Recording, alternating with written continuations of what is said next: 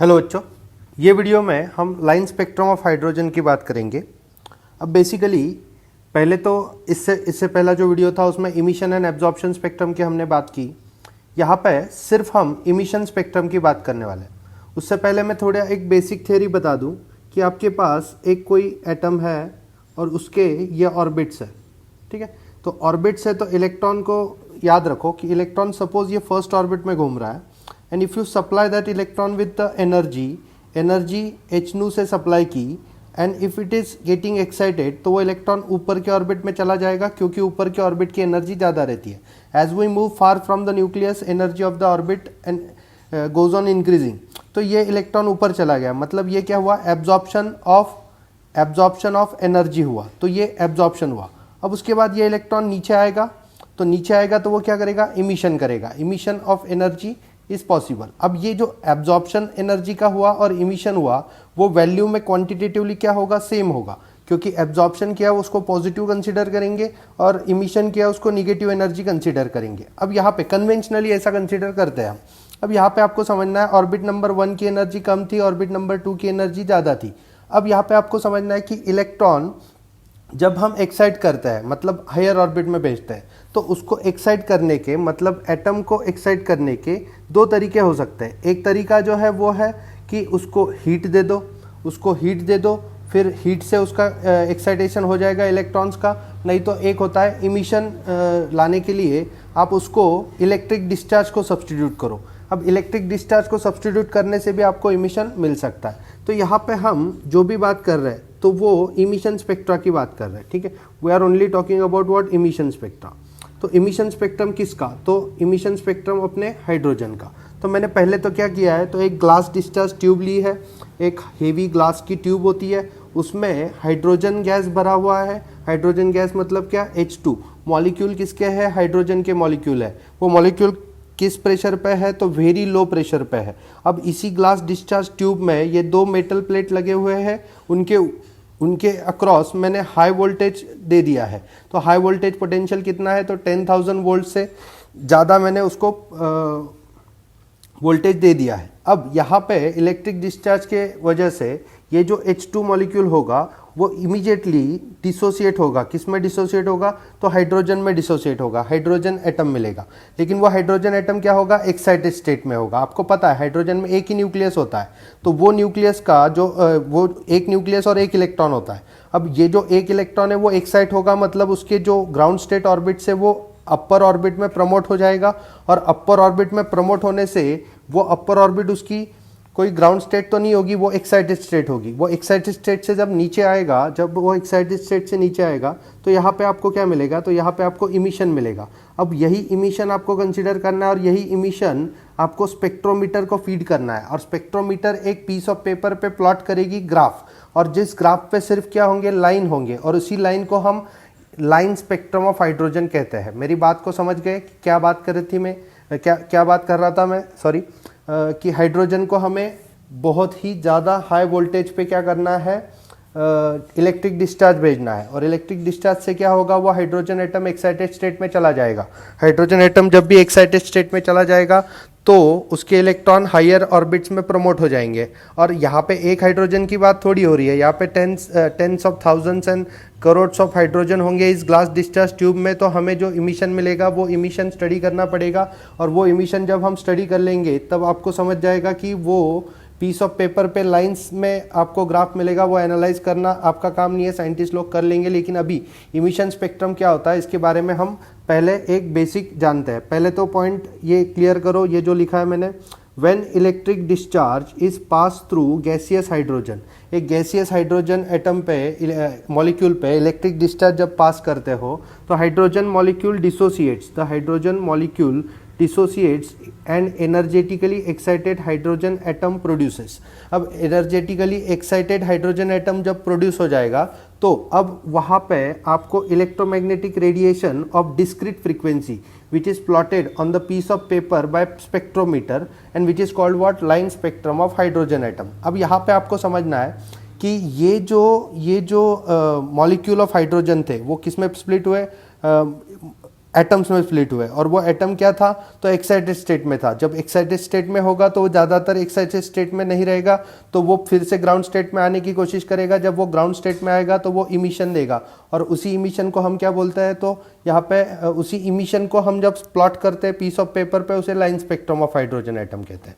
अब आपको ये समझना है कि हाइड्रोजन एटम जब भी हमने व्हाइट लाइट को एक मिनट, व्हाइट लाइट को हमने प्रिज्म से भेजा था। व्हाइट लाइट को जब हमने प्रिज्म से भेजा तो व्हाइट लाइट वाज स्प्लिटेड, और स्पेक्ट्रम मिला था आपको विग्बियोर का, मतलब रेनबो का स्पेक्ट्रम मिला था। अब वो रेनबो के स्पेक्ट्रम में क्या था, तो वो स्पेक्ट्रम कंटिन्यूअस था। आपको दो चीज़ें अच्छे से समझनी है, एक continuous spectrum and A discrete मतलब क्वांटाइज्ड स्पेक्ट्रम। अब कंटिन्यूस स्पेक्ट्रम में क्या था, तो व्हाइट लाइट जो पास की थी प्रिज्म से, जो 7 कलर मिले थे आपको, वो जो वॉयलेट कलर है वो येलो में मर्ज होता है, वो येलो ग्रीन में मर्ज होता है, मतलब व्हाटएवर, तो वो कलर मर्ज होते थे, इसलिए वो स्पेक्ट्रम क्या था, कंटिन्यूस फ्रीक्वेंसी का था। लेकिन यहाँ पे जो हाइड्रोजन से आपको इमिशन मिलेगा वो कंटिन्यूस नहीं होगा, वो क्या होगा, डिस्क्रीट फ्रीक्वेंसी का होगा। मतलब डिस्क्रीट फ्रीक्वेंसी मतलब एक फ्रीक्वेंसी मिलेगी, फिर बाद में गैप मिलेगा, फिर दूसरी फ्रीक्वेंसी मिलेगी, फिर से गैप मिलेगा, फिर तीसरी फ्रीक्वेंसी मिलेगी। यहाँ पे मर्जिंग ऑफ द लाइन नहीं होगी, तो line spectrum of hydrogen atom हमको कंसिडर करना है। अब यहाँ पे मैं उसी लाइन स्पेक्ट्रम को एक्सप्लेन करते वक्त, यहाँ पे ये हाइड्रोजन एटम है सपोज, ठीक है, तो यहाँ पे ये न्यूक्लियस है, ठीक है, न्यूक्लियस के बाद ये फर्स्ट ऑर्बिट है, ये सेकंड ऑर्बिट है, ये मैं दिखा दूँ पहले, फर्स्ट ऑर्बिट है, ये सेकंड ऑर्बिट है, ये थर्ड ऑर्बिट है, ये फोर्थ ऑर्बिट है, ये फिफ्थ ऑर्बिट है, ये सिक्स्थ ऑर्बिट है। अब आपको समझना है कि अगर एटम को हमने एक्साइट कर दिया तो इलेक्ट्रॉन जो होगा वो फर्स्ट ऑर्बिट में नहीं होगा, वो सेकंड में हो सकता है, थर्ड में हो सकता है, फोर्थ में हो सकता है, फिफ्थ में हो सकता है, सिक्स्थ में हो सकता है। अब यहाँ पे आपको समझना है कि इलेक्ट्रॉन एक्साइट क्यों हुआ, क्योंकि हमने उसको क्या किया, इलेक्ट्रिक डिस्चार्ज प्रोवाइड किया, तो इलेक्ट्रॉन एक्साइट हो जाएगा। अब इलेक्ट्रॉन एक्चुअल में सपोज कि फर्स्ट ऑर्बिट का इलेक्ट्रॉन थर्ड ऑर्बिट में चला गया, ठीक है, तो फर्स्ट ऑर्बिट क्या थी उसकी, ग्राउंड स्टेट थी, और थर्ड ऑर्बिट क्या है उसकी, सेकंड एक्साइटेड स्टेट। क्योंकि देखो फर्स्ट का इलेक्ट्रॉन अगर सेकंड में जाता था तो वो फर्स्ट एक्साइटेड स्टेट, लेकिन सेकंड का इलेक्ट्रॉन थर्ड में आ गया, मतलब वो क्या हो गया, फर्स्ट के कंपैरिजन में वो सेकंड एक्साइटेड स्टेट हो गई। मतलब फर्स्ट और सेकंड एक्साइटेड स्टेट समझना है तो देखो यहाँ पे इलेक्ट्रॉन था सपोज फर्स्ट ऑर्बिट में, अगर वो सेकंड ऑर्बिट में प्रमोट होता है एनर्जी एब्जॉर्ब करके, तो वो फर्स्ट एक्साइटेड स्टेट हुई, तो थर्ड ऑर्बिट में प्रमोट होता है तो वो सेकंड एक्साइटेड स्टेट हुई। तो यहाँ पे अगर एक्साइटेड स्टेट ऑफ इलेक्ट्रॉन अगर क्लियर है तो आपको ये समझना है कि अगर थर्ड ऑर्बिट में इलेक्ट्रॉन है और वो अगर फर्स्ट ऑर्बिट में फिर से जाता है, मतलब ये थर्ड ऑर्बिट तो उसकी ग्राउंड स्टेट नहीं थी ना, तो ग्राउंड स्टेट नहीं थी तो वो ज़्यादा देर तक थर्ड ऑर्बिट में नहीं रह जाएगा, तो वो फर्स्ट ऑर्बिट में जाएगा। तो थर्ड ऑर्बिट का इलेक्ट्रॉन जब फर्स्ट ऑर्बिट में जाएगा तो आपको पता है energy of this orbit goes on increasing as we move far away from the nucleus. तो न्यूक्लियस से जैसे जैसे दूर जाओगे एनर्जी बढ़ते जाएगी। तो अगर इलेक्ट्रॉन थर्ड ऑर्बिट में है और वो फर्स्ट ऑर्बिट में जा रहा है तो वो क्या करेगा, इमिशन करेगा। इमिशन किसका करेगा, तो एनर्जी का इमिशन करेगा, इलेक्ट्रोमैग्नेटिक वेव्स का इमिशन करेगा। And wave will be characterised by what, frequency. Frequency into h मतलब प्लैंक्स कांस्टेंट, आपको उसकी क्या मिल जाएगी, एनर्जी मिल जाएगी। तो ये जो इमिशन उसने बाहर डाला है वही हमें लाइन के फॉर्म्स में मिलेगा।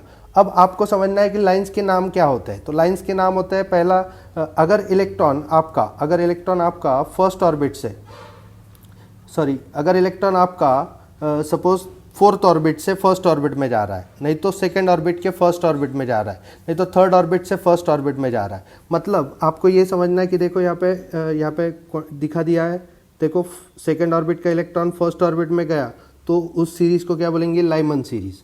सेकेंड ऑर्बिट का इलेक्ट्रॉन अगर फर्स्ट में गया तो भी उसको क्या बोलेंगे, लेमन सीरीज। तो इलेक्ट्रॉन कहाँ से आता है इसका कोई मतलब नहीं है, लेकिन कहाँ पे आएगा, फर्स्ट ऑर्बिट में आएगा तो उस सीरीज को हम लेमन सीरीज बोलते हैं। उस लाइंस के ग्रुप को हम क्या बोलेंगे, लेमन सीरीज बोलेंगे।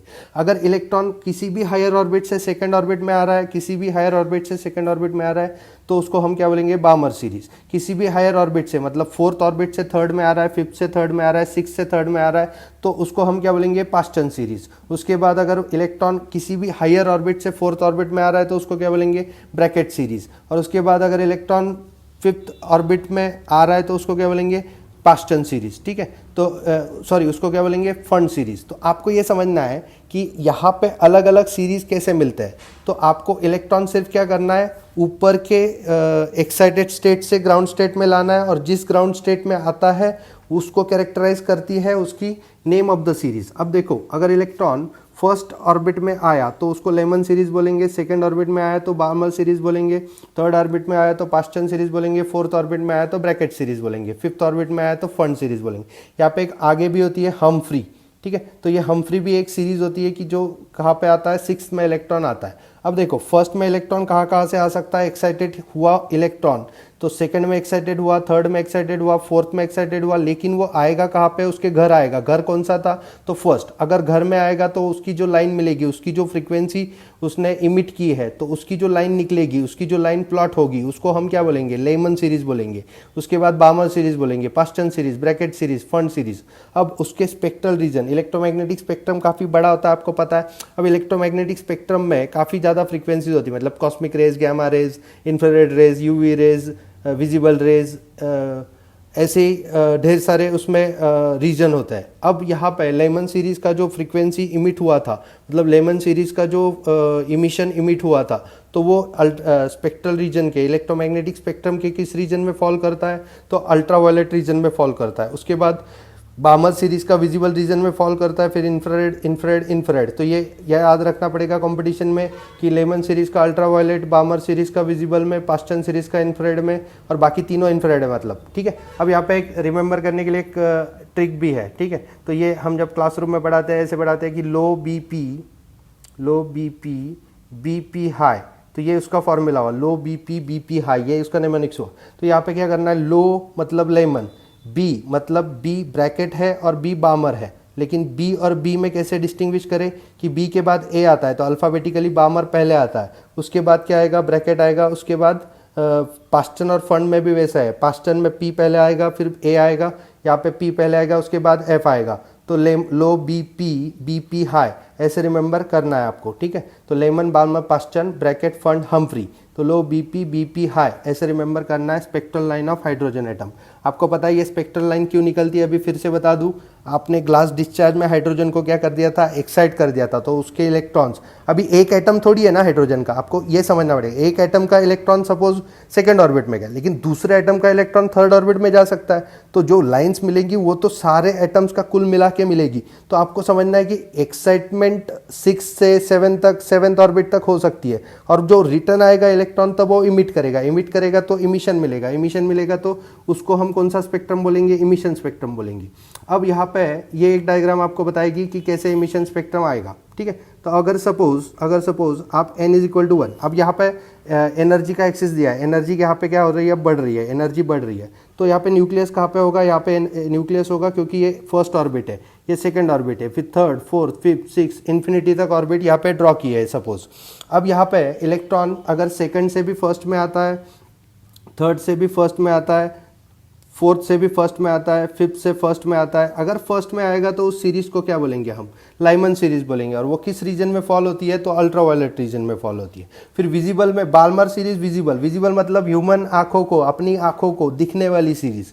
तो अपने आंखों को कौन सी फ्रीक्वेंसी दिखती है आपको पता है, अपने आंखों को 400 नैनोमीटर से लेकर 700 नैनोमीटर तक, रेड से लेकर वायलेट तक कुछ भी फ्रीक्वेंसी दिख सकती है। तो यहाँ पे रेड, इंडिगो, ब्लू, ये रेड, ग्रीन, ब्लू, वायलेट, ये लाइन दिखाई है। तो यहाँ पे समझ लेना कि इलेक्ट्रॉन कहाँ पे भी एक्साइटेड हुआ हो, लेकिन वो अगर सेकेंड ऑर्बिट में आ रहा है तो उसको क्या बोलेंगे, बार्मर सीरीज बोलेंगे।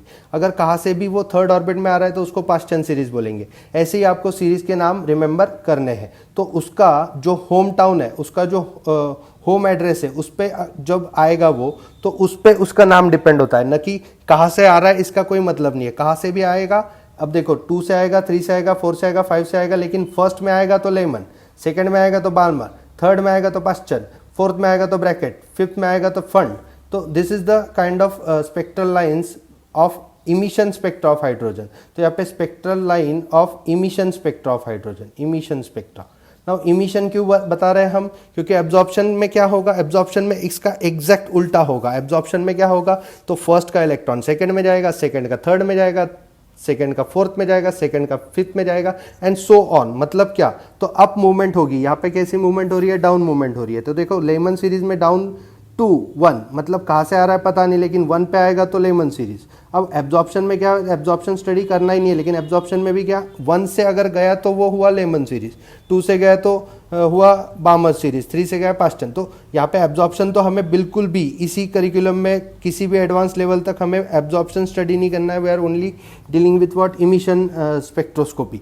तो इमिशन स्पेक्ट्रोस्कोपी स्टडी करना है। अब यहाँ पे मैं बता रहा हूँ कि आपको इसका मतलब जो इमिशन निकला है, इमिशन कब निकलेगा बच्चों, तो अभी भी अगर क्लियर नहीं है तो अब बता दो मुझे, इमिशन कब निकलेगा, जब इलेक्ट्रॉन जो एक्साइट ऑलरेडी हो चुका है, इलेक्ट्रॉन जो इलेक्ट्रिक डिस्चार्ज की वजह से ऑलरेडी एक्साइट हो चुका है, सपोज वो यहाँ पे है, सपोज वो यहाँ पे है, तो ये कौन सी सीरीज हुई, कौन सी लाइन हुई, तो ये फोर्थ ऑर्बिट हुई। अगर फोर्थ ऑर्बिट का इलेक्ट्रॉन धड़ाम से फर्स्ट ऑर्बिट में आएगा, तो अगर फोर्थ ऑर्बिट का इलेक्ट्रॉन फर्स्ट ऑर्बिट में आएगा तो फोर्थ ऑर्बिट में उसकी एनर्जी ज़्यादा थी, फर्स्ट ऑर्बिट में एनर्जी क्या होती है, कम होती है, तो उसको एनर्जी क्या करनी पड़ेगी, रिलीज़ करनी पड़ेगी। और जो एनर्जी रिलीज़ करेगा उसकी एसोसिएट क्या होगी, पर्टिकुलर उसकी एसोसिएट फ्रीक्वेंसी होगी उसके पास।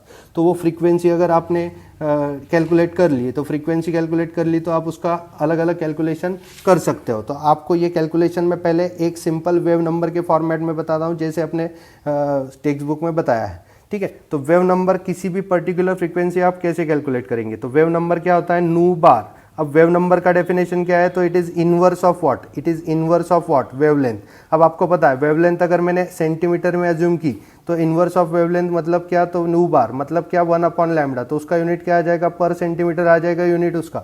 तो यहाँ पे अगर नू बार कैलकुलेट करना है तो आपको एक कांस्टेंट रिमेंबर करना पड़ेगा, 109677। ये कांस्टेंट है रीडबर्ग कांस्टेंट। अब रीडबर्ग कांस्टेंट रिमेंबर करने के बाद यहाँ पे 1/nf² माइनस 1/ni² सेंटीमीटर पर सेंटीमीटर। अब यहाँ पे 1/nf² क्या है बच्चों, तो 1/nf² मतलब फाइनल डेस्टिनेशन है उसका, किसका, इलेक्ट्रॉन का। और ni मतलब क्या, तो इनिशियल डेस्टिनेशन। तो आपको समझना है कि यहाँ पे अगर इलेक्ट्रॉन सपोज 3 से 2 में आ रहा है तो f की वैल्यू क्या होगी, nf की वैल्यू 2 में आ रहा है इसलिए 2 होगी, nf की वैल्यू 2, तो यहाँ पे क्या भरोगे, 2 का स्क्वायर माइनस 1 कहाँ से आ रहा था, 3 से आ रहा था, तो ni की वैल्यू क्या हुई, 3, तो 3 का स्क्वायर मतलब यहाँ पे 9 हो गया, तो 1/4 माइनस 1/9 ऐसे कैलकुलेशन कर लोगे और इसका कैलकुलेशन करके आपको क्या निकल जाएगा, वेव नंबर निकल जाएगा। अब यहाँ पे मैंने सारे कैलकुलेशन करके रखे, तो यहाँ पे अच्छे से रिमेंबर करो फॉर लेमन सीरीज। आपको पता है लेमन सीरीज में क्या होता है, तो ऐसे स्पेक्ट्रल लाइन है सपोज, तो यहाँ पे n = 1 है, तो व्हाटएवर इलेक्ट्रॉन अगर 2 से आ रहा है, 3 से आ रहा है, 4 से आ रहा है, 5 से आ रहा है, कहीं से भी आ रहा है, लेकिन फर्स्ट में आ रहा है तो उसको क्या बोलेंगे हम, लेमन सीरीज बोलेंगे। अब यहाँ पे उसका कैलकुलेशन क्या है, नू बार = 1/λ ये जो कांस्टेंट है 109677, 1/1 का स्क्वायर माइनस 1/ni का स्क्वायर। अब ni पता नहीं ना हमें, वो कहाँ से भी आ सकता है, लेकिन आया कहाँ पे, 1 में, तो 1 का स्क्वायर माइनस 1/ni²। तो ni की वैल्यू क्या हो सकती है, तो 1 से ज़्यादा कुछ भी वैल्यू हो सकती है, मतलब 2 हो सकती है, 3 हो सकती है, 4 हो सकती है, 5 हो सकती है, एंड सो ऑन। तो लेमन सीरीज के लिए ni की वैल्यू हमें पता नहीं है, लेकिन nf की वैल्यू पक्का पता है, 1, लेमन के लिए 1, बामर के लिए क्या होगा, 2 होगा, तो यहाँ पे 2 का स्क्वायर रखा है, तो ni², तो 2 का स्क्वायर माइनस ni का स्क्वायर। तो बामर के लिए, बामर सीरीज के लिए ni की वैल्यू क्या होगी, तो 3 होगी, 4 होगी, 5 होगी, 6 होगी, लाइक दिस। पास्टन के लिए क्या होगा, तो 3 का स्क्वायर, 3 का स्क्वायर मतलब क्या, तो थर्ड में आएगा इलेक्ट्रॉन, कहाँ से आएगा, तो 4 से आएगा, 5 से आएगा, 6 से आएगा, पता नहीं, तो कहीं से भी आने दो, अगर थर्ड में आया तो उस सीरीज का नाम क्या होगा, पास्टन सीरीज। वो किस रीजन ऑफ इलेक्ट्रोमैग्नेटिक स्पेक्ट्रम में फॉल करेगी, तो IR रीजन में फॉल करेगी। फिर ब्रैकेट सीरीज, ब्रैकेट में क्या होगा, तो नू बार मतलब क्या, तो वेव नंबर, तो 1/λ होता है, तो 109677 4 का स्क्वायर, 5 का स्क्वायर, हम्फ्री के लिए 6 का स्क्वायर, और ये सारे यूनिट किस में, सेंटीमीटर में, पर सेंटीमीटर, क्योंकि अपने रीडबर्ग कांस्टेंट का वैल्यू क्या है, तो रीडबर्ग का कांस्टेंट का वैल्यू अभी जो यूनिट्स में लिखा है वो क्या है, तो कांस्टेंट है एक्चुअली वो, तो ये क्या है, सेंटीमीटर इनवर्स में। तो आपको याद रखना है कि नू बार मतलब हम क्या कैलकुलेट कर रहे हैं, 1/, वेवलेंथ कैलकुलेट कर रहे हैं, लेंथ मतलब सेंटीमीटर, और 1/, लेंथ मतलब पर सेंटीमीटर। तो ये वैल्यू आपको सब वेव नंबर की किस में मिल जाएगी, सेंटीमीटर में मिल जाएगी। अब आपको थोड़ा सा एक और लॉजिकल क्वेश्चन बता रहा हूँ कि calculation of difference in energy, calculation of difference in energy, ठीक है। अब आपको अगर फर्स्ट वीडियो आप देख चुके हैं, पहले वीडियो अगर आप देख चुके हैं, तो आपको ये पता होना चाहिए कि calculation of difference in energy क्या होने वाला है। अगर आपने एक हाइपोथेटिकल हाइड्रोजन एटम कंसीडर किया, ये हाइड्रोजन एटम है, तो यहाँ पे तो इलेक्ट्रॉन सपोज यहाँ पे ही रहेगा, ठीक है, फर्स्ट ऑर्बिट में इलेक्ट्रॉन रहता है, ये n इज इक्वल टू 1 है, सपोज फर्स्ट ऑर्बिट में इलेक्ट्रॉन रहेगा, n इज इक्वल टू 1। अब यहाँ पे मैं ट्रांजिशन जो बताने वाला हूँ, आपने ऑलरेडी हाइड्रोजन एटम को क्या कर दिया है, एक्साइट कर दिया है। हाइड्रोजन एटम को अगर आपने ऑलरेडी एक्साइट कर चुका है तो हाइड्रोजन एटम का इलेक्ट्रॉन कहाँ पे, सपोज तो हाइड्रोजन एटम का electron n is equal to 2 में है, क्योंकि एक्साइटेड स्टेट में वो चला गया है, तो n इज इक्वल टू 2, ये क्या हुई इसकी फाइनल डेस्टिनेशन, ये इनिशियल डेस्टिनेशन हुआ, 2 से इलेक्ट्रॉन आ रहा है, किस में आ रहा है, इमिशन करने के लिए, तो 1 में आ रहा है, तो 2 से इलेक्ट्रॉन 1 में आ रहा है, ये कंसीडर करना है। मैं फिर से यहाँ पे एक मिनट दे दो, मैं फिर से बताता हूँ। यहाँ पे क्या करना है, न्यूक्लियस अज्यूम करो, फिर ये फर्स्ट ऑर्बिट है सपोज, फिर ये सेकंड ऑर्बिट है सपोज, इलेक्ट्रॉन एक्साइटेड में पड़ा हुआ है, कहाँ पे पड़ा हुआ है, n इज इक्वल टू 2 में पड़ा हुआ है, n इज इक्वल टू 2 नहीं बोलेंगे इसको, अब समझने के लिए ये n is equal to i बोलेंगे, क्योंकि ये इनिशियल वैल्यू हुई किसकी, इलेक्ट्रॉन की। अब n इज इक्वल टू कहाँ पे आएगा, फाइनल में आएगा, मतलब n is equal to f में आएगा, तो इनिशियल से फाइनल में आ रहा है, मतलब इलेक्ट्रॉन कहाँ से कहाँ आ रहा है, तो सेकेंड से फर्स्ट में आ रहा है, मतलब ऊपर से नीचे आ रहा है, इतना ही रिमेंबर करना है। अब calculation of difference in energy के लिए आपको पहले जो वीडियो था उसमें एनर्जी का फॉर्मूला क्या था अपना, तो एनर्जी का formula En, that is energy of electron in Bohr's orbit का फॉर्मूला था minus of 2.18 into 10⁻⁻18 into Z square upon n square. अब टाइम बीइंग हमारा ये जूल्स में वैल्यू था, ठीक है, टाइम बीइंग हमारा जो कैलकुलेशन है वो हाइड्रोजन के लिए है, तो जेड का वैल्यू मतलब एटॉमिक नंबर का वैल्यू हाइड्रोजन के लिए क्या होगा, 1 होगा, तो एटॉमिक नंबर का वैल्यू यहाँ पे हाइड्रोजन के लिए सिंपल सा 1 कंसीडर करते हैं, तो यहाँ पे En का वैल्यू क्या आ जाएगा, तो energy of electron in nth Bohr orbit. यहाँ पे माइनस साइन का सिग्निफिकेंस मैंने बोल दिया था, माइनस साइन मतलब क्या, तो इलेक्ट्रॉन जब इन्फिनिटी में होगा, इलेक्ट्रॉन कहाँ पे होगा, इन्फिनिटी वाले ऑर्बिट में, मतलब free from nuclear charge of influence, तो इलेक्ट्रॉन की पोटेंशियल एनर्जी हम क्या मानते हैं, 0 मानते हैं। जब इलेक्ट्रॉन क्या होगा, न्यूक्लियस के चंगुल से बाहर होगा, तो इलेक्ट्रॉन की हम वैल्यू क्या मानते हैं, 0 मानते हैं।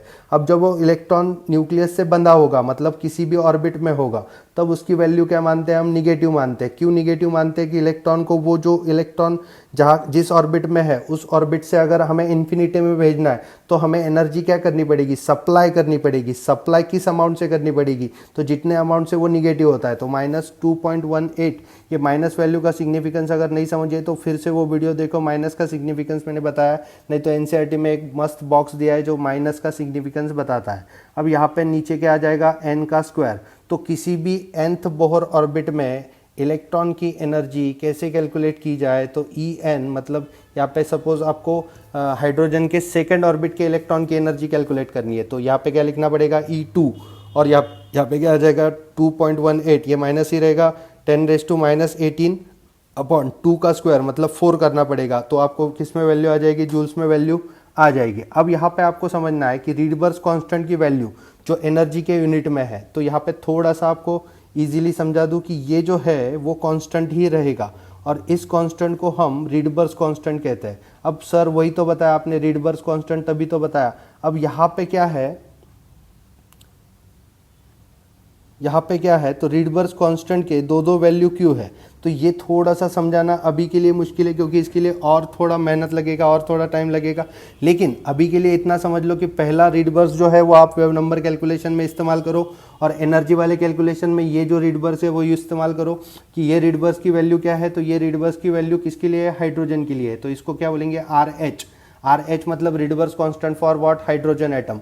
तो यहाँ पे ये Rydberg constant for hydrogen atom अगर आप समझ गए तो आपको ये इक्वेशन रिड्यूस हो जाएगा। इक्वेशन किस में रिड्यूस होगा, तो ये इक्वेशन रिड्यूस, ये तो पहले वीडियो में डिस्कस था, ये इक्वेशन था, ठीक है। अब यहाँ पे z की वैल्यू 1 है, तो En will be equal to -RH upon n square, ठीक है। तो RH क्या हुआ आपका, तो RH is your Rydberg constant, तो RH अपना रीडबर्ग कांस्टेंट हो गया।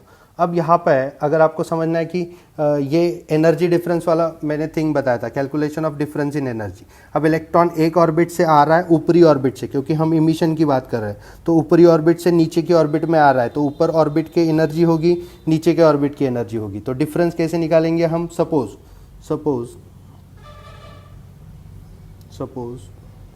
Electron is coming from n is equal to I, मतलब इनिशियल Ni F2NF, ठीक है। तो इनिशियल स्टेट से फाइनल स्टेट में आ रहा है, तो यहाँ पे बता दूं मैं ये इसका क्या है, इनिशियल और इसका क्या है, फाइनल। तो इलेक्ट्रॉन अगर इनिशियल से फाइनल में आ रहा है तो आपको डिफरेंस इन एनर्जी कैलकुलेट करना है। अब डिफरेंस इन एनर्जी कैसे कैलकुलेट करोगे, तो जिस ऑर्बिट से वो आ रहा है और जिस ऑर्बिट में आ रहा है, मतलब आप क्या करोगे, फाइनल ऑर्बिट की एनर्जी मतलब final energy minus initial energy, मतलब डेल्टा ई कैसे निकालोगे आप, तो ई फाइनल माइनस ई इनिशियल, हाँ या ना बोलो, ई फाइनल माइनस ई इनिशियल, ऐसे ही निकालोगे एनर्जी ऑफ डिफरेंस। तो दोनों ऑर्बिट के एनर्जी का डिफरेंस क्या है वो ऐसे ही निकालोगे, ई एफ माइनस ई आई। तो ई एफ क्या है, तो ई एफ की वैल्यू कैसे रखे, तो सिंपल है, माइनस आर एच, ये तो बता दिया था, देखो minus R H upon n square value होता है, तो यहाँ पे minus R H upon n क्या है, तो यहाँ पे ई फाइनल है ना, तो ई फाइनल के लिए ई फाइनल का स्क्वायर माइनस इसका वैल्यू क्या होगा, minus of are H upon an initial का स्क्वायर, ठीक है। तो ये समझ गए। अब यहाँ पे थोड़ा मैथमेटिक्स कर लेंगे, थोड़ा मैथमेटिक्स क्या है, तो यहाँ पे minus R H upon N F का square plus R H upon N आई का स्क्वायर। अब यहाँ पे माइनस एक्स प्लस वाई, इसको हम कैसे लिख सकते हैं, माइनस एक्स प्लस वाई को कैसे लिख सकते हैं, वाई माइनस एक्स, तो यहाँ पे क्या लिखेंगे, R H upon what n आई का square minus R H upon N F का स्क्वायर, हाँ या ना। तो अब क्या करेंगे, आर एच को कॉमन कर देंगे, तो यहाँ पे क्या हुआ, R H is equal to R H is not equal to R H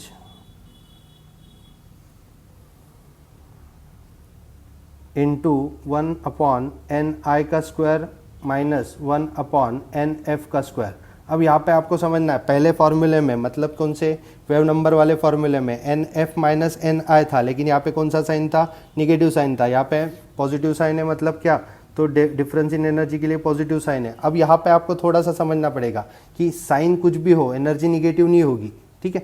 अब यहाँ पे इलेक्ट्रॉन अगर यहाँ से यहाँ आ रहा है तो एनर्जी क्या होगी, लिबरेट होगी, इसलिए निगेटिव एनर्जी कंसीडर करते हैं। अगर इलेक्ट्रॉन एफ मतलब फर्स्ट ऑर्बिट से सेकंड ऑर्बिट जा रहा था तो उसको पॉजिटिव कंसीडर करते हैं। तो यहाँ पे एनर्जी का साइन कन्वेंशनल होता है, ये भी रिमेंबर करना है आपको, ठीक है। अब यहाँ पे ये हो गया, delta is equal to R H मतलब Rydberg constant 1 upon N I square minus 1 upon N F square.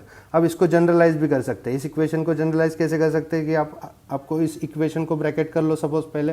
अब ब्रैकेट के बाद इस इक्वेशन को, ये this is for what, for hydrogen atom, अब ये हाइड्रोजन एटम के लिए है, लेकिन इसको हम जनरलाइज कर सकते हैं for all other atom containing single electron. अब बोहर्स ऑर्बिट, ये सारे 2-3 वीडियो का पॉइंट ही क्या है बच्चों, तो ये 2-3 वीडियो का पॉइंट एकदम सिंपल है कि आपको रिमेंबर करना है कि बोर्स थियरी और this calculation is only applicable to the species that are having what, only one electron. तो यहाँ पे R H into Z square करना पड़ेगा आपको, सिर्फ R H into Z square for other species. तो यहाँ पे अदर 1 इलेक्ट्रॉन स्पीसीज के लिए फॉर्मूला वही रहेगा, लेकिन सिर्फ क्या इंट्रोड्यूस हुआ, तो जेड इंट्रोड्यूस हुआ। तो आपको सिंपल रिमेंबर करना है कि दिस इज फॉर व्हाट, तो this is for other single electron species. तो ये दूसरे सिंगल इलेक्ट्रॉन स्पीसीज के लिए एप्लीकेबल हो जाएगा, ठीक है। अब आपको ये जो कैलकुलेशन है उसको न्यूमेरिकल में भी कर सकते हैं, लेकिन अभी के लिए आप कैलकुलेशन ऑफ एनर्जी डिफरेंस समझ जाओ कि इससे आप एनर्जी डिफरेंस कैलकुलेट कर सकते हो। अब यहाँ पे आपको सपोज आर एच की, मतलब आर एच की वैल्यू रिमेंबर करनी थी, आर एच की वैल्यू। तो आर एच की वैल्यू क्या बताई थी मैंने, आर एच की वैल्यू क्या बताई थी, तो 2.18 इंटू 10⁻⁻18 वैल्यू बताई थी। अब अगर आपको फ्रीक्वेंसी कैलकुलेट करनी है, फ्रीक्वेंसी कौन सी, अगर इलेक्ट्रॉन फाइनल से इनिशियल में इनिशियल में फाइनल सॉरी अगर इलेक्ट्रॉन फाइनल से again I am getting it wrong, sorry, ठीक है, इलेक्ट्रॉन कहाँ से भी चालू करेगा तो इनिशियल से ही चालू करेगा, फाइनल में आएगा, ठीक है। तो कहाँ से आ रहा है इलेक्ट्रॉन, इनिशियल से, कहाँ आ रहा है, फाइनल में, ठीक है। मतलब अगर थर्ड से आ रहा है किस में, तो 2 में। तो आपको समझना है कि यहाँ पे आप फ्रीक्वेंसी कैसे कैलकुलेट कर सकते हैं, frequency of what, frequency of radiation that is being emitted when this transition happens. तो फ्रीक्वेंसी कैसे कैलकुलेट करें, frequency of radiation that is emitted when electron comes from ये मैं कन्फ्यूजन हटाने के लिए लिख देता हूँ, comes from initial to final orbit. ठीक है, तो इनिशियल टू फाइनल ऑर्बिट आपको समझना है कि ये इमिशन स्पेक्ट्रा हम डील कर रहे हैं, तो इनिशियल ऑर्बिट क्या होगी, ऊपरी ऑर्बिट होगी, और फाइनल ऑर्बिट क्या होगी, नीचे की ऑर्बिट होगी। इनिशियल की वैल्यू हमेशा क्या होगी 3 4 5 और फाइनल की वैल्यू क्या होगी 1 2 लाइक दिस, मतलब ऊपर से नीचे आएगा। तो ये अगर आपको फ्रीक्वेंसी कैलकुलेट करना है तो फ्रीक्वेंसी के लिए सिंपल फॉर्मूला बताए, E is equal to what, h nu. लेकिन ये सिंपल एनर्जी के लिए है। अब एनर्जी डिफरेंस के लिए क्या, तो delta E is equal to what, h nu. तो आपको सिंपल क्या करना है, delta E is equal to h nu को आपको मॉडिफाई करना है, nu is equal to delta E difference in energy upon what, h. ठीक है, तो डिफरेंस इन एनर्जी अपने अभी कैलकुलेट कर दिया था, कहाँ पे फॉर्मूला है वो, यहाँ पे ये फॉर्मूला यही भर दो। तो आर एच अपॉन एच मतलब Planck's constant into what, 1 upon N आई का square minus 1 upon N F का स्क्वायर। हाँ या ना बोलो, ठीक है, आ जाएगा। तो यहाँ पे ये कैलकुलेट कर लिया तो आपको क्या मिल जाएगा, आपकी फ्रीक्वेंसी मिल जाएगी। तो फॉर्मूला आपके सामने है। अब उसके बाद क्या करेंगे, तो आर एच की वैल्यू भी रख देंगे। आर एच की वैल्यू क्या थी, 2.18 इंटू 10⁻⁻18 जूल्स। ओ एच की वैल्यू क्या होती है, एच प्लैंक्स कांस्टेंट आपकी वैल्यू पता है 6.626 इंटू 10⁻34, ठीक है, इंटू 1 अपॉन एन एफ का स्क्वायर माइनस 1 अपॉन एन आई का square minus 1 upon N F का स्क्वायर। तो ये जो 1 अपॉन एन आई का square minus 1 upon N F का स्क्वायर। अब यहाँ पे इसको अगर कैलकुलेट कर दिया जाए तो ये इतना कैलकुलेट हो ही सकता है। तो इतना कैलकुलेट अगर कर दिया तो ये आएगा 3.29 इंटू 10⁻15 इंटू 1 अपॉन एन आई का square minus 1 upon N F का स्क्वायर। ठीक है, तो ये हो गया आपका फॉर द फ्रीक्वेंसी कैलकुलेशन। तो फ्रीक्वेंसी कैलकुलेशन के लिए फिर से यहाँ पे ऐसे कर दूँ, और यहाँ पे किसका कैलकुलेशन, ये फ्रीक्वेंसी का कैलकुलेशन, फ्रीक्वेंसी। तो frequency of emitted radiation you can calculate by using this digit. अब यहाँ पे पूरा काम एसआई में हो रहा था तो यूनिट क्या आएगा, हर्ट्स आएगा। पूरा काम एसआई में क्यों हो रहा था, तो देखो ऊपर ये जो वैल्यू है किसकी, एनर्जी की, वो किस में कैलकुलेट की हमने, जूल्स में कैलकुलेट की। नीचे प्लैंक्स कांस्टेंट का डायमेंशन क्या होता है, जूल्स इंटू सेकेंड, और ये तो कुछ नहीं, ये नंबर्स है। तो joules upon joules into second मतलब क्या हो गया, वो पर सेकेंड हो गया, और पर सेकेंड को ही क्या बोलते हैं, hertz. Hertz is nothing but what, per second. तो यहाँ पे अपने फ्रीक्वेंसी कैलकुलेट करना आ गया आपको। ठीक है, अब फ्रीक्वेंसी कैलकुलेट करना आ गया तो उसके बाद हम उसको कैलकुलेशन ऑफ वेव नंबर करेंगे, कैलकुलेशन ऑफ वेव नंबर। अब यहाँ पे वेव नंबर पहले भी कैलकुलेट कर चुके थे हम, तो wave number calculation from this formula.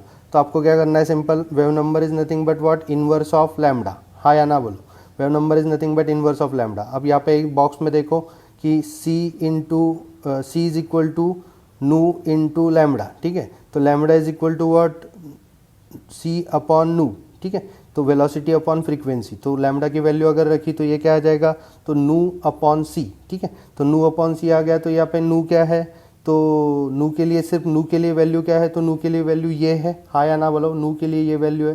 तो इसकी वैल्यू सिंपल रख देते 3.29 इंटू 10⁻15 इंटू 1 अपॉन, ये बार बार दोहरा चुका, I F square.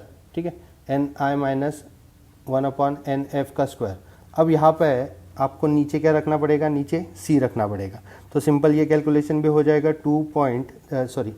3.29 into 10⁻15 upon सी का क्या था, तो 3 into 10⁸ metre per second, 1 upon N आई का square minus 1 upon N F का स्क्वायर।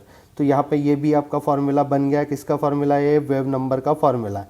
अब यही वेव नंबर का फॉर्मूला आप इससे भी वेव नंबर कैलकुलेट कर सकते हो, पहले फॉर्मूले से भी वेव नंबर कैलकुलेट कर सकते हो। कुछ न्यूमेरिकल्स लेंगे, उसके बाद ये सारा आपको क्लियर हो जाएगा। ठीक है, अब यहाँ पे एक न्यूमेरिकल है मेरे पास। न्यूमेरिकल से ज़्यादा आइडिया आता है बच्चों इस टाइप के कॉन्सेप्ट्स का। ठीक है, फर्स्ट तो क्वेश्चन है आपके पास, what is wavelength of photon. ठीक है, अब एनर्जी जो प्लैंक्स क्वांटम थियरी थी उसमें रेडिएशन मतलब लाइट को, इलेक्ट्रोमैग्नेटिक वेव को, हम इलेक्ट्रोमैग्नेटिक रेडिएशन को वेव भी ट्रीट करते थे और पार्टिकल भी ट्रीट करते थे। तो फोटोन इज व्हाट, पैकेट और बंडल ऑफ एनर्जी। तो उन्होंने पूछा है what is the wavelength of photon emitted when an electron goes from n is equal to 6 to n is equal to 3। बताओ इलेक्ट्रॉन कहाँ से कहाँ जा रहा है, n is equal to 6 से n is equal to 3 में जा रहा है। मतलब अगर डायग्राम निकाल दूँ तो ये न्यूक्लियस 1 2 3 4 5 6, तो इलेक्ट्रॉन कहाँ पे आ रहा है, n is equal to 3 में आ रहा है, मतलब यहाँ पे आ रहा है। कहाँ से आ रहा है, तो n is equal to 6 से आ रहा है, तो 3 4 5 6, तो यहाँ से यहाँ पे आ रहा है इलेक्ट्रॉन। तो आपको सिंपल रिमेंबर करना है, इलेक्ट्रॉन की जर्नी पता है आपको, इनिशियल डेस्टिनेशन क्या है उसका n is equal to 6, final destination क्या है n इज इक्वल टू 3। ठीक है, अब यहाँ पे आपको डिफरेंस इन एनर्जी निकालना पड़ेगा। पहले difference in energy of these two orbit, जो ट्रांजिशन का डिफरेंस इन एनर्जी निकालना पड़ेगा, वो क्या था, तो R H is equal to R H into 1/n f का स्क्वायर माइनस 1/ क्या n i का स्क्वायर। ठीक है, तो ये n f square minus n i का स्क्वायर। अब यहाँ पे देखो, यहाँ पे पहले बता दूँ डिफरेंस इन एनर्जी,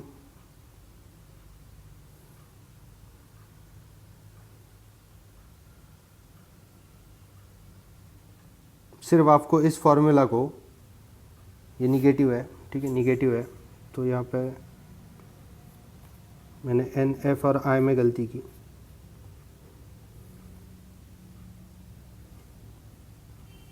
ठीक है, तो ये फार्मूला हुआ आपका, देखो यही फार्मूला है डिफरेंस इन एनर्जी वाला।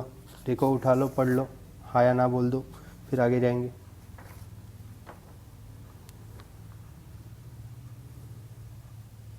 ठीक है, अब यहाँ पे एन एफ की वैल्यू पता है, एन आई की वैल्यू पता है, जल्दी से वैल्यू बताओ, वैल्यू क्या आई, तो value I 2.18, difference in energy वाली वैल्यू 2.18 इंटू 10⁻⁻18 जूल इंटू 1/36। क्यों 36 बताओ,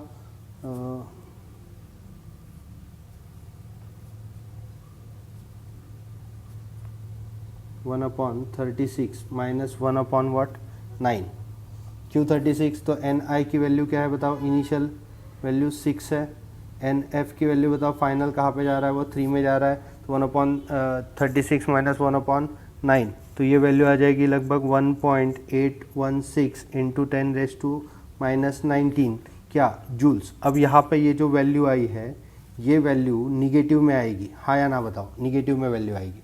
अब निगेटिव में वैल्यू आएगी तो आपको समझना है एनर्जी क्या हुई, इमिट हुई, एनर्जी क्या हुई, इमिट हुई। अगर एनर्जी इमिट हुई तो फोटोन की एनर्जी क्या होगी, अब एनर्जी इमिट हुई तो फोटोन की एनर्जी निगेटिव में थोड़ी ना हो सकती है, तो फोटोन की एनर्जी क्या होगी, पॉजिटिव। तो आपको यहाँ पे समझना है minus delta E is nothing but what, energy of that photon. तो फोटोन मतलब एच नू, इसकी एनर्जी क्या होगी, is equal to minus delta E. तो आपको रिमेंबर करना है E is equal to delta E is equal to h c upon lambda. ठीक है, तो ये नू इज इक्वल, यहाँ पे ये भी पता होना चाहिए, nu is equal to what, c upon lambda. ठीक है, तो यहाँ पे एच सी अपॉन लैम्बडा लिख दिया, तो एच सी की वैल्यू डालेंगे तो आपको कैलकुलेट क्या करना है, वेवलेंथ ऑफ फोटोन इमिटेड। तो wavelength of photon emitted calculate करना है, मतलब लैम्बडा कैलकुलेट करना है, lambda is equal to h c upon delta E. ठीक है, तो एच सी की वैल्यू डालेंगे 6.626 इंटू 10⁻⁻34 इंटू सी की वैल्यू डालेंगे 3 इंटू 10⁸ मीटर पर सेकेंड, और यहाँ पे क्या था, joules second, joules into second metre per second upon delta.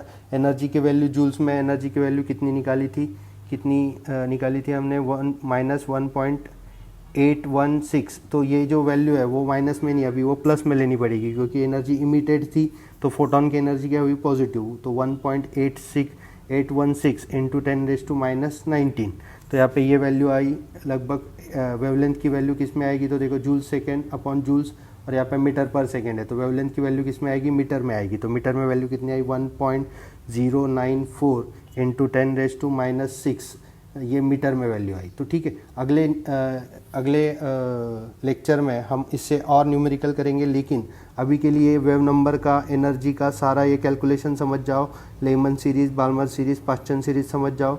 इस वीडियो को फिर से देखो, ये जो कैलकुलेशन था ये देखो, डाउट पूछो, फिर मैं एग्जैक्टली आपको और बता सकूँगा। ठीक है, ओके, थैंक यू।